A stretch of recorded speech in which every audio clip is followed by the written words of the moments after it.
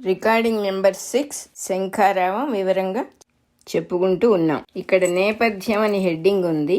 ఇప్పటికి 5,000 ఏళ్ల కిందట ప్రపంచ సంగ్రామం అంటే వరల్డ్ వార్ కురుక్షేత్రం అనే చోట భారతదేశంలో జరిగింది. దాన్నే భారత యుద్ధము అంటారు. కౌరవులు పాండవులు అన్నదమ్ముల పిల్లలు, వాళ్ళ ఆస్తి తగాదాల యుద్ధం అని మనకు అనిపించవచ్చు, కానీ లోపలగా దాగి ఉన్న పరమసత్యాలు ఉంటాయి, మర్చిపోకూడదు అంటున్నారు.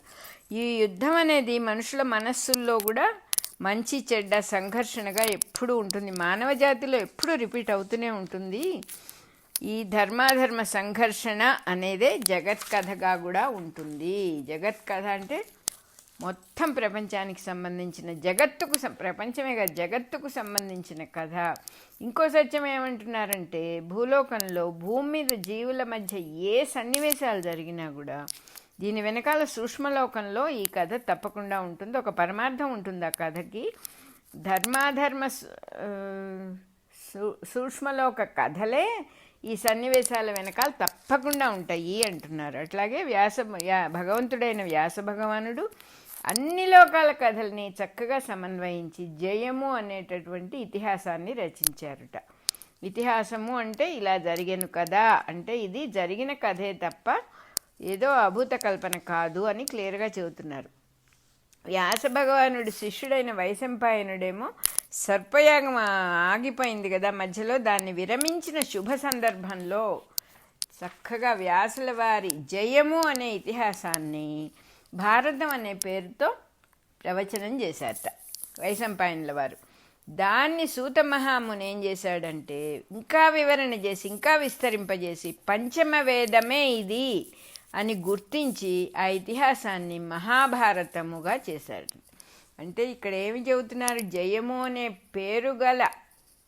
పేరుతో వ్యాసుల వారు నాటిన జ్ఞానపు మర్రి గింజ అంటున్నారు.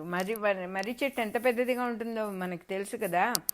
మర్రి గింజ, జ్ఞానపు మర్రి గింజ భారత వటవృక్షమై ఊడలు దిగి మహాభారత వృక్షంగా విస్తరించి సంసారంలో చిక్కుకొనిపోయిన దీనులకు దోవ చూపిస్తోంది, నీడనిస్తోంది, సెదతీరుస్తోంది తన నీడతో అని చెప్పి చెబుతున్నారు. ఎంత చక్కని ఉపమానమో ఇది.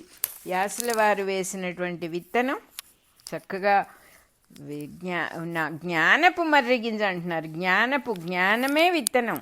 అది భారత వటవృక్షం ఎంత పెద్దదైపోయిందో. అది వటవృక్షం అంటే మనకు కూడా తెలుసు, ఊడలు దిగి మైళ్ళు వ్యాపిస్తుంది. మహాభారత వృక్షంగా విస్తరించింది. సంసారంలో చిక్కుకున్న వాళ్ళందరికీ కూడా ధర్మమే స్వరూపమైన తన నీడతో అంటున్నారు. ఆ చెట్టు యొక్క జ్ఞానమే గింజగా ఉన్న చెట్టుతో వచ్చినటువంటి నీడ మరి ధర్మంగా ఏమవుతుంది, ధర్మమే ఆ నీడ యొక్క స్వరూపంట. అది అందరినీ తన నీడతో సేదతీరుస్తోంది. సేదతీర్చటం అంటే శ్రమ లేకుండా విశ్రాంతినిస్తోంది అన్నమాట, చక్కగా పరమశాంతినిస్తోంది. ఇక్కడ వేదాలు ఉపనిషత్తులు అంటే ఏమిటో కూడా చెబుతున్నారు. వేదములు అంటే సమస్త సృష్టిలో ఉన్న ధర్మస్వరూపములే అంటున్నారు. మొత్తం ధర్మాలన్నీ కూడా పట్టుకెళ్ళి ఒక పుస్తకంగా రాస్తే అదే వేదం. మనుష్యుల స్వభావములు అను వాక్కుల ద్వారమున వేద గ్రంథాల్లోనికి మంత్రాలుగా దిగి వచ్చినాయి అంటున్నారు. ఏమిటి మంత్రాలుగా? ధర్మాలన్నీ కూడా మనుషుల వాక్కుల్లాగా మంత్రాలుగా దిగి వచ్చినాయిట మా వేదాల్లోకి. దిగి రావడం అనే మాట ఇక్కడ మనం తప్పకుండా గమనించాలి. మన నిత్య జీవితంలో కూడా ఇట్లాంటి అనుభవాలు మనకు అవుతూ ఉంటాయి. ఒక్కో పరిస్థితుల్లో ఉన్నట్టుండి మనలో ఒక తెలివి సడన్గా బయటకు వస్తుంది. అంతా అయిపోయిన తర్వాత ఈ పని నేనేనా చేసింది, ఇంత పెద్ద పని నేను చేశానా, ఈ మాట నేనన్నానా, నాకు ఇంత తెలివి ఉందా అని ఒక్కొక్కప్పుడు మనమే ఆశ్చర్యపోతాం. అంటే మన ద్వారా జరుగుతూ ఉంటాయి అవి. మనమే చేశాము అని మనకు అనిపిస్తుంది కాబట్టి ఈ పని మన వల్ల, మనం చేసిన పని కాదే, ఈ పెయింటింగ్ నేను వేయలేదే, ఇంత గొప్ప వర్క్ నేను చేయలేదే, ఇట్లా అంతా అనిపిస్తూ ఉంటాయి, మన ద్వారా జరుగుతాయి అన్నమాట. ఆ దేవుని దయ తప్ప ఇది నా తెలివి మాత్రం కాదని కూడా అంటాం మనం. నాకు అప్పుడు అట్లా ఎందుకు చేయాలనిపించిందో, ఎందుకు అనాలనిపించిందో అని కూడా అంటాం. జీవులు ఋషులై ద్రష్టలై పొందిన ముక్తి రూపమైన ఆనందం అనే అనుభూతిని జీవులు తపస్సులవి చేసి ఋషులైపోయి ద్రష్టలు అంటే అన్నీ తెలిసిపోతాయి వాళ్ళకి. వాళ్ళ మనస్సు అంతా ఖాళీ చేసుకుని నిర్మలమైన అద్దంలాగా పెట్టుకుంటారు కాబట్టి వాళ్ళు ఏది తెలుసుకోవాలనుకుంటే అది తప్పకుండా వాళ్ళకి తెలుస్తుంది.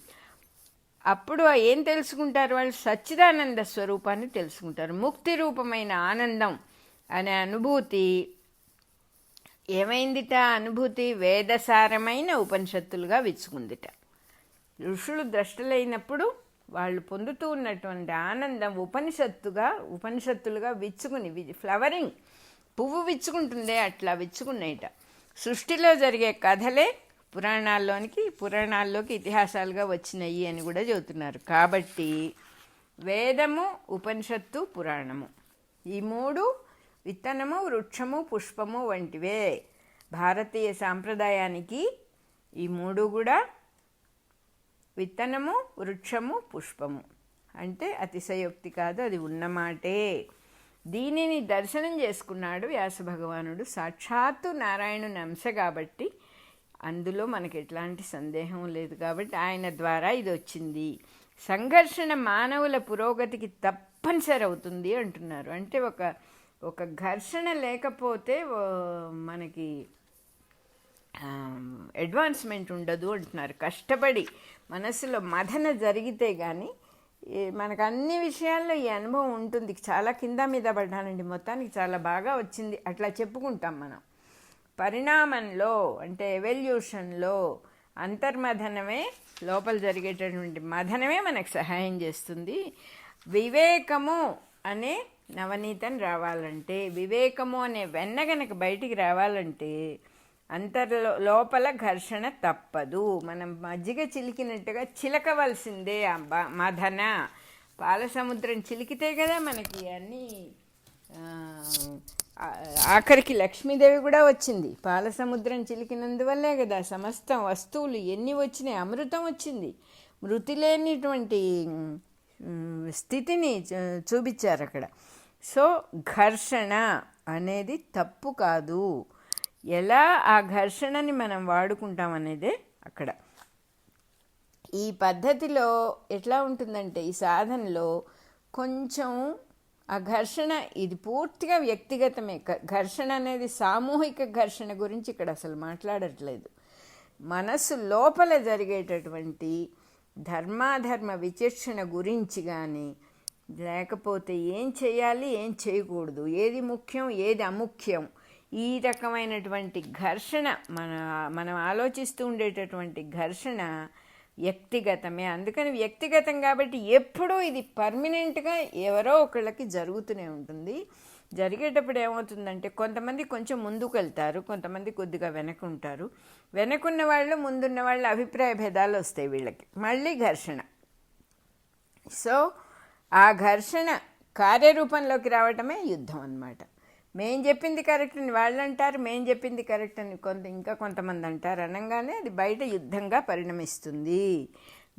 చాలా బాగా చెప్తున్నారు ఇక్కడ. గ్రంథం చదివేటప్పుడు చదివేసిన అక్షరాలకు విలువ తగ్గిపోతుంది, కానీ వాటి అర్థం మటుకు మనస్సులోకి జారుకుంటుంది.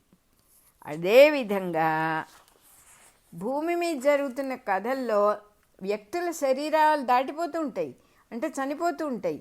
చదవవలసిన అక్షరాలు లాంటి కొత్త శరీరాలు పుడుతూనే ఉంటాయి, తప్పనిసరి అంటున్నారు. కానీ అల్పదృష్టితో చూసేవాళ్ళకంటే ఎక్కువ విజన్ లేకుండా, విజ్డమ్ లేకుండా పైన కనపడేదాన్ని మట్టుకే చూసేవాళ్ళకి ఇది చావు చాలా పొరపాటు, నిన్నటి దాకా ఉన్నవాడు ఇవాళ లేకపోవటం ఏమిటి అనేటటువంటి ఉద్దేశం ఉంటుంది. కానీ అసలు విషయం తెలిసినటువంటి జ్ఞాన దృష్టికి, క్రాంత దృష్టికి అంటున్నారు, అమృతత్వమే కనిపిస్తుంది. పోయేవాడెవడు లేడిక్కడ అని కనపడుతుంది అన్నమాట. ఈ మహా అమృతత్వ విషయమే యుద్ధ సమయంలో వ్యాస మహర్షి చేత నిరూపించబడింది. ఇట్లాంటి యుద్ధ పరిస్థితులను ఎదుర్కొనే సమర్థత సంపాదించాలంటే జీవితంలో జరిగే ఘర్షణలని, విఘ్నాలని సమర్థవంతంగా సమన్వయించుకుని జీవించటానికి మానవులకు ఒక ఉపదేశం అవసరమైంది. ఇదేం చిన్న విషయం కాదు. బయట ఘర్షణ ఉంటుంది, మన లోపల ఘర్షణ ఉంటుంది. మనలాంటి వాళ్ళే అందరూ ఉంటారు. ఎవరేం చేస్తున్నారో అది చాలా భయంకరమైనటువంటి విషయం. భయంకరం అంటే వాళ్ళ దృష్టి ఏమిటో మనకు తెలియదు, మన దృష్టి ఏమిటో వాళ్ళకి తెలియదు, మన దృష్టి ఏమిటో మనకు కూడా తెలియదు అసలు. సో ఈ ఘర్షణ అంతా, ఈ విఘ్నాలు, ఈ ఘర్షణలు ఇవన్నీ సమన్వయించుకొని బతకాలంటే మనుషులకి ఒక ఉపదేశం అవసరమైంది. ఆ ఉపదేశమే యుద్ధ భూమిలో 2 సైన్యాల మధ్యలో శ్రీకృష్ణ పరమాత్మ అర్జునునికి బోధించిన భగవద్గీతోపదేశము అన్నారు. మానవుని మనసులో ఎప్పుడూ జరిగే సంఘర్షణకు సమాధానం కూడా గీతోపదేశమే, వేరే దోవలేదు. భగవద్గీతే మనకి మార్గదర్శకం చేస్తుంది అంటున్నారు. కురుక్షేత్రంలో జరిగింది భూమి మీద యుద్ధం అయితే భౌతికంగా, మానవుడి మనస్సనే కురుక్షేత్రంలో జరిగే యుద్ధము మన సంఘర్షణ. ఆ యుద్ధానికి, ఈ మనోమయ సంఘర్షణ యుద్ధానికి కూడా సమాధానం భగవంతుడి గీతోపదేశమే అని తెలిసిన వాళ్ళకి జీవితం సార్థకం అయిపోతుంది, ఇంకేం లేదు. ఇది అది రెండిటికీ భగవద్గీతే. బయట జరిగే యుద్ధానికి, లోపల జరిగే యుద్ధానికి కూడా భగవద్గీతే అనుసరణీయము. దాన్నే మనం ప్రాక్టీస్ చేయాలి అని తెలిసిన వాడి జీవితం సార్థకం అయిపోతుంది అంటున్నారు. వ్యక్తి మరణించటమే అతని అన్ని సమస్యలకు పరిష్కారం అనిపిస్తుంది. వీడు పోయాడు కదా, ఇంక వీడికి ఏం ప్రాబ్లమ్స్ లేవు అని అనిపిస్తుంది. కానీ పోయేది శరీరమే, కానీ జీవి చనిపోడు అని తెలిసిన వాళ్ళకి మృత్యువు ఒక సామాన్య సంఘటన అని బాగా అర్థమైన వాళ్ళకి, అంటే ఎప్పుడు జరుగుతూనే ఉంటుంది. మనకి ఎక్కువ దేన్ని ఫేస్ చేస్తాం. మృత్యు అనేది మనం కేవలం మనుషుల గురించే మనం మాట్లాడటం కాదు, ఎన్ని జీవులు, ఎన్ని సెల్స్ మన శరీరంలో చచ్చిపోతూ పుడుతూ ఉండేవి కోట్లాను కోట్లు ఉంటాయి కదా. మరి ఎప్పుడు పోవటము అనేది చాలా సర్వసామాన్యము. సర్వసామాన్యం అంటే ఎప్పుడూ జరుగుతూనే ఉంటుంది. ఇదేదో చాలా రేర్ విషయం కాదు, అది తెలుసుకోవాలంటున్నారు. ఏం తెలుసుకోవాలి? పోయేది శరీరమే, కానీ జీవి చచ్చిపోడు. మృత్యు వాడి లైఫ్లో ఒక చిన్న సంఘటన అంతే, చావు అనేది అని తెలిసిన వాళ్ళకి ఆ మృత్యువే కొత్త కథకి పునాది వేస్తుందిట. కొత్త కథ స్టార్ట్ అవుతుంది. వాడు పోగానే మళ్ళీ వాడు పుట్టడం, చక్కగా వేరే చోట ఇంకా మంచి, అంటే ఎవల్యూషన్లో ఇంకా మంచి స్థితికి వెళ్తాడు వాడు. ఇలా గ్రహించడానికి యుద్ధ భూమిని మించిన ప్రదేశం వేరే ఏమీ ఉండదు అంటున్నారు. అందుకే అక్కడ ఆయన ఉపదేశం చేశాడు.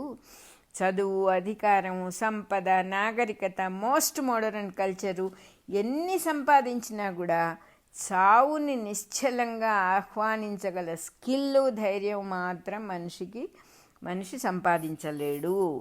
యుద్ధ భూమిలో నిలబడ్డ వాడికి మాత్రం వార్ఫీల్డ్ ఏ పాండిత్యం అవసరం లేకుండానే he is ready to face the death. అది ధైర్యం. చాలా తేలిగ్గా వాడు దాన్ని కల్టివేట్ చేసుకుంటాడట. ఈ రకంగా యుద్ధక్షేత్రంలో నిలబడ్డ అర్జునుడు అన్ని విధాల అర్హత గలవాడు అయినాడు. పరమాత్మ మన అందరి యందు కూడా దయతో ఆ భగవద్గీతోపదేశాన్ని అర్జునుల వారికి చెప్పారు కాబట్టి ఇవాళ మనం కూడా చదువుకోవడానికి వీలవుతుంది అంటున్నారు. ఎవరు ఎంత గీతాపఠనం చేసినా, పారాయణ చేసినా, ప్రవచనాలు చేసినా, వ్యాఖ్యానాలు రాసినా అర్జునుడులాగా మనం ఎవరము కూడా ఈ ఉపదేశాన్ని పొందటం సాధ్యం కాదు అంటున్నారు. ఎందుకు? ధృతరాష్ట్రుడికి భగవద్గీతను వినిపించిన సంజయుడు కూడా ఈ విషయాన్ని ఒప్పుకున్నాడు. మనమందరం హాయిగా సోఫాల్లోనో, కుర్చీల్లోనో, లేదా బాసిబెట్లు వేసుకుని కిందనో కూర్చొని హాయిగా సుఖాసీనులమై ఏ ప్రాణభయం లేని హాయి అయిన చక్కని సమయంలో గీతాపారాయణ చేస్తాము. అర్జునుడు అట్లా కాదు. ఒక పక్కన చేయవలసిన కర్తవ్యము ప్రాణానికి, తన ప్రాణం మటుకే కాదు, తన వాళ్ళందరి ప్రాణాలకి, తన వాళ్ళు అనుకునే వాళ్ళందరి ప్రాణాలకి, జీవులందరి ప్రాణాలకి కూడా అక్కడ చెక్కు ఉంది, అయిపోయింది అనేటటువంటి సమయం అది. ఆయన భగవద్గీతను ఆ సమయంలో విన్నాడు. భగవద్గీతలో రకరకాలు ఉన్నాయి. ద్వైతాలు, భక్తి, జ్ఞాన, కర్మ, వైరాగ్య, సన్యాసాలు అనేక ఉన్నాయి. కానీ ఒక్కొక్క విషయం ఒక్కొక్క వ్యక్తిని ఆకర్షిస్తుంది. ఆకర్షించే కిరణములు అంటున్నారు. కురుక్షేత్రం మానవుని సంఘర్షణమే బయట యుద్ధంగా పరిణమించింది. కురుక్షేత్రంలో, కురుక్షేత్రము అనేది ఇక్కడ హెడ్డింగ్ పెట్టారు. మానవుని సంఘర్షణమే బయట యుద్ధంగా పరిణమించింది. ఈ లోపల బయట అనే శక్తులు రెండింటిని సమన్వయం చేసి, అంటే మనిషి మనస్సు లోపల జరుగుతున్న సంఘర్షణ కురుక్షేత్ర యుద్ధంగా మారింది. ఈ లోపల బయట అనే రెండింటిని చక్కగా సమన్వయం చేసి ఇతిహాసము అనే, అందుకే అలా పిలువబడింది. ఎందుకంటే జరిగింది ఇది. ఇతి ప్లస్ హ ప్లస్ ఆశ అంటే ఈ విధముగా జరిగిన సుమా అని అర్థంట. ది స్క్రిప్చర్ ఈజ్ ఫుల్ఫిల్డ్ అనే బైబిల్లోని మాటకు కూడా ఇదే అర్థం. మనుషుల పేర్లు, ప్రదేశాల పేర్లు గూఢంగా ఉన్న శక్తులను సూచించినట్లుగా ఉన్నాయి. వ్యక్తుల పేర్లు కానీ ఊళ్ళ పేర్లు కానీ అప్పటికప్పుడు పుట్టవు కదా, అంతకుముందు ఉన్నవే కొత్తగా నామకరణం పొందుతాయి. మళ్ళీ ఆ పేర్ల చరిత్ర తెలిసినా కూడా చాలా సైంటిఫిక్ విషయాలన్నీ బయటకు వస్తాయి. సంస్కృతి కూడా తెలుస్తుంది, దర్శనమిస్తుంది సంస్కృతి అంటున్నారు. ఉదాహరణకి కురుక్షేత్రం అనే పేరు అంతకుముందే వాడుకలో ఉందిట. కాలక్రమేణా జరిగిన భావ పరిణామం మనకంటే మార్పులకి ఆ పేరు అద్దంలాగా ఉందిట. ఆ భావాలన్నీ భారత యుద్ధ సంఘటనకు సమన్వయం చేయబడినాయి. ఆ పుస్తకంలో, భారతంలో శాశ్వతంగా జరిగే సత్య వస్తువులో తాత్కాలికంగా జరిగే, అంటే టెంపరీగా జరిగే ప్రతి సన్నివేశం కూడా అందులోనే ఉంది అని చూపించటమే పురాణ సాంప్రదాయంట. మనకు జరిగే ప్రతి సంఘటన కూడా ఆల్రెడీ అది ఉంది, శాశ్వత సత్యంలో ఉన్నది అని తెలియచేయడమే పురాణ సాంప్రదాయం అంటున్నారు. కురుక్షేత్రం అనే మాటని జాగ్రత్తగా పరిశీలించిన వాళ్ళకి దాంట్లో దాగి ఉన్న వైజ్ఞానిక అంశాలంటే సైంటిఫిక్ మీనింగ్ కూడా తెలుస్తుంది అంటున్నారు. మన రికార్డింగ్ నెంబర్ 6 అయిపోయింది.